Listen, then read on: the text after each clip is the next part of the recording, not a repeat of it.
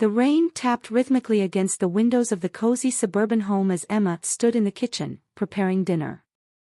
The warm aroma of her signature chicken casserole filled the room, blending with the faint sound of classical music playing softly in the background.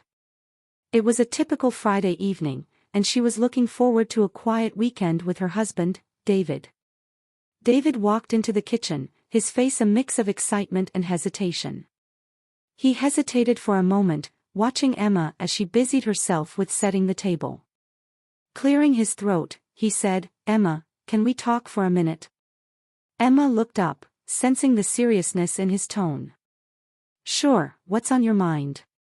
David rubbed the back of his neck, a nervous habit she recognized. "You remember my sister Claire, right?" Emma's smile faltered slightly. Claire. The name brought back memories of their wedding, where Claire had been distant and aloof, always watching from the sidelines with a cold gaze. "Of course." "Why?" "She's going through a tough time right now. Her relationship just ended, and she needs a place to stay for a while. I told her she could stay with us." Emma's heart sank. She had hoped their home would remain a sanctuary for just the two of them. "How long is a while?" David shrugged apologetically. "I don't know. Just until she gets back on her feet." Emma forced a smile, hiding her apprehension. "Okay, if it's important to you." The doorbell rang, interrupting their conversation. David rushed to the door, and Emma followed, her stomach knotting with unease. Claire stood on the doorstep, her eyes red from crying but her posture confident. She wore a stylish coat and carried a single suitcase, the picture of elegance despite her apparent distress. "Claire, it's good to see you," David said, hugging her warmly. Claire returned the hug, her eyes flicking to Emma with a hint of a smirk. "David, thank you so much for letting me stay." "Hi, Emma." "Hi, Claire." "Come in," Emma said, forcing warmth into her voice. "Dinner's almost ready." Claire stepped inside, her eyes scanning the house. "Nice place you've got here."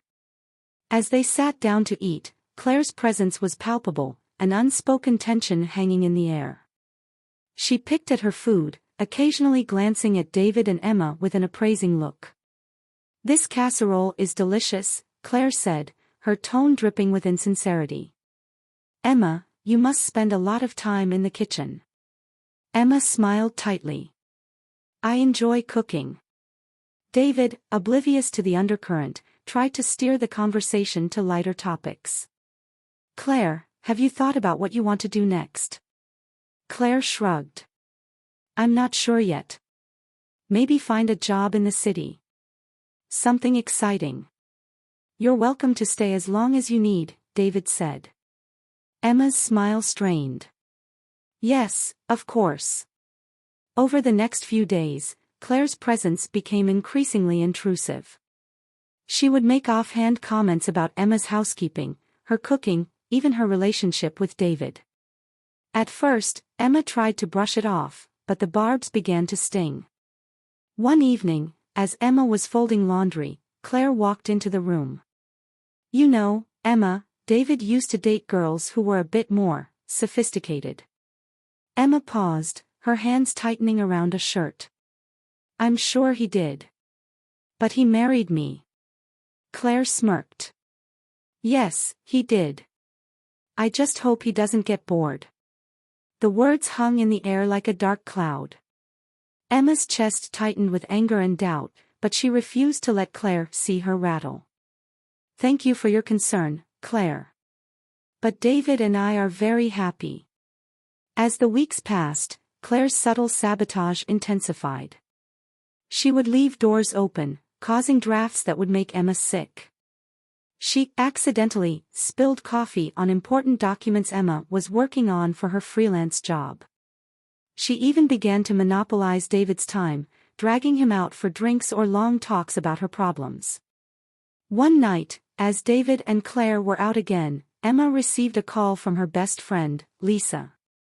"Hey, how are you holding up?" Lisa asked, concern evident in her voice. Emma sighed, sinking onto the couch. It's been rough. Claire's been difficult. Have you talked to David about it?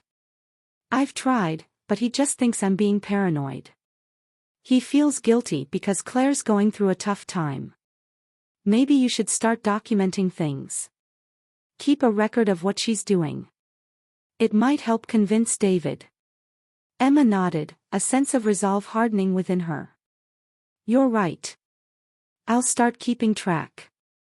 The next morning, Emma woke up to find her phone missing. After searching the house frantically, she found it under the couch cushions, drained of battery. Plugging it in, she discovered dozens of missed calls and messages from her clients, worried about deadlines. Claire, have you seen my phone? She asked, trying to keep her voice steady. Claire looked up from the book she was reading, an innocent expression on her face. Oh, I found it on the floor last night and put it on the couch. I must have forgotten to tell you. Emma's patience snapped. Claire, I don't know what game you're playing, but it stops now. This is my home, and you're not going to ruin my life. Claire's eyes flashed with anger. I'm not playing any games, Emma. Maybe you're just not cut out to handle the pressure. David walked in, hearing the raised voices. What's going on? Emma turned to him, her eyes pleading. David, she's been sabotaging me. She's trying to come between us. David looked between them, confusion and frustration on his face. Claire, is this true? Claire's expression softened, tears welling up in her eyes. David, I would never do that. I'm just trying to get back on my feet. I don't know why Emma hates me so much. David sighed, rubbing his temples. I can't deal with this right now. Emma, please, just try to get along. Emma's heart sank. She realized that if she was going to save her marriage, she would have to play Claire's game and find a way to expose her true colors.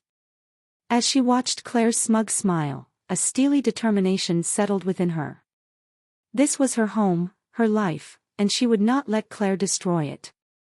The battle lines were drawn, and Emma knew she had to fight smart and hard to protect everything she held dear. The sunlight filtered through the lace curtains, casting delicate patterns on the kitchen floor as Emma sipped her coffee. It was a rare moment of peace, but one she cherished. She glanced at the clock. David would be home soon, and she wanted everything to be perfect. Claire, David's sister, entered the kitchen with a saccharine smile. Good morning, Emma. I thought I'd help with breakfast today. Emma forced a smile. That's kind of you, Claire. Thank you. As Claire busied herself with the toast, Emma couldn't shake the feeling that something was off. Claire had been staying with them for 2 weeks now, and the tension was growing thicker with each passing day. David walked in, his face lighting up when he saw the two women. Morning, ladies. Everything looks wonderful. Claire beamed. I just wanted to make things easier for Emma. I know how hard it can be managing the house. Emma shot Claire a wary glance but decided to let it slide. Thanks, Claire. The morning passed uneventfully until Emma noticed something strange while tidying up. Claire's phone, left carelessly on the kitchen counter, buzzed with a series of messages. Emma couldn't help but glance at the screen. Did you tell David about her yet? He needs to know. Her heart pounded as she read the messages. Was Claire plotting against her? She quickly put the phone down as Claire entered the room. Claire noticed her phone and grabbed it, her eyes narrowing slightly as she looked at Emma. Is everything all right, Emma? Of course, Emma replied, trying to keep her voice steady. Just cleaning up. Claire's lips curled into a slight smirk. Good. We wouldn't want any misunderstandings. Later that day, Emma's best friend, Lisa, visited. They sat on the porch, catching up over tea. You look worried, Lisa observed. Is everything okay? Emma sighed. It's Claire. I don't trust her. I think she's trying to turn David against me. Lisa frowned. Why would she do that? Emma recounted the suspicious messages she saw. Lisa's face grew serious. You need to be careful, Emma. She could be dangerous. As days passed, Claire's manipulations grew bolder. She whispered to David about Emma's supposed carelessness and dishonesty, planting seeds of doubt. David, caught between his wife and sister, started to become distant. One evening, Emma found David sitting alone in the darkened living room, a glass of whiskey in hand. David, we need to talk. David looked up, his eyes shadowed with uncertainty. What about Claire? I think she's trying to sabotage our marriage. David sighed. Emma, she's my sister. She wouldn't do that. Emma took a deep breath. I saw messages on her phone, David. She's telling people lies about me. David's face hardened. You're spying on her now. No, I wasn't spying. I just happened to see. Enough, Emma. David snapped. Claire is family. You need to stop this. Emma's eyes filled with tears. You have to trust me. David stood up, his voice cold. Right now, you're making it very hard. Determined to prove her innocence, Emma began her own investigation. She reached out to Claire's old acquaintances and discovered a pattern of similar behavior. Claire had a history of envy and manipulation.